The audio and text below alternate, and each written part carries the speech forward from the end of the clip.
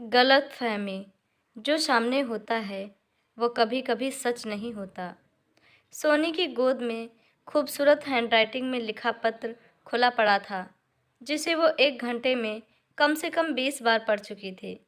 उसकी पलकों की लंबी खूबसूरत बरौनियाँ आंसुओं से तर थीं, पर पुतलियाँ थीं कि उस कागज़ के टुकड़े से हटने का नाम ही नहीं ले रही थी। मात्र एक गलतफ़हमी ने क्या से क्या कर दिया था। उसे याद आ रहा था संजेश का कितनी बार दोहराया हुआ एक वाक्य, सोनी, जो सामने होता है वो कभी-कभी सच नहीं होता। पर तब उसे कहाँ समझ में आया था।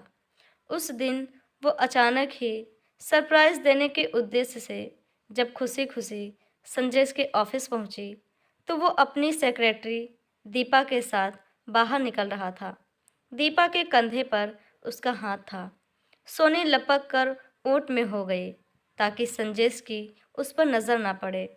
पर घर लौटते ही उसने फैसला कर लिया था और संजेश के आने से पहले ही वो आगरा अपने मायके जाने वाली ट्रेन में थी।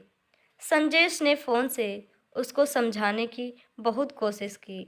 वो खुद आगरा गया, पर सोनी ये मानने को तैयार ही नहीं थी कि ये सिर्फ किसी सहानुभूति के तौर पर था। उसके ज़हन ने तो पिछले कई वर्षों से संजेश के ऑफ़िस में अक्सर देरी होने को भी दीपा के आंचल से जोड़ दिया था।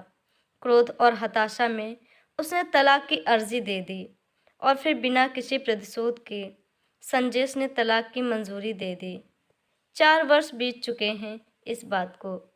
सोनी एक प्राइवेट स्कूल में अंग्रेजी की टीचर है।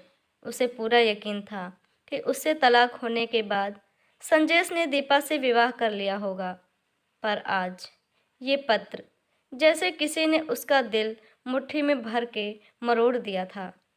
पत्र दीपा का लिखा था, सोनी जी, जब आपको यह पत्र मिलेगा शायद मैं दुनिया से जा चुकी होंगी। मेरे दोनों गुर्दे खराब हो चुके हैं। मेरी विधवा माँ के पास इतना पैसा नहीं है कि वह मेरा इलाज करा सके। मेरी डायलिसिस चल रही है, जिसके लिए मैं नौकरी करती थी। मुझे नहीं पता था कि आपके अलगाव का कारण मैं अभागी हूँ। सोनी जी, संजय सर बहुत अच्छे दिल के इंसान हैं। मैं नहीं चाहती थी कि मेरी बीमारी की बात ऑफिस में किसी को पता चले, पर उस दिन मेरी तबीयत अचानक ही संजय सर के कमरे में डिक्टेशन लेने के दौरान बिगड़ गई।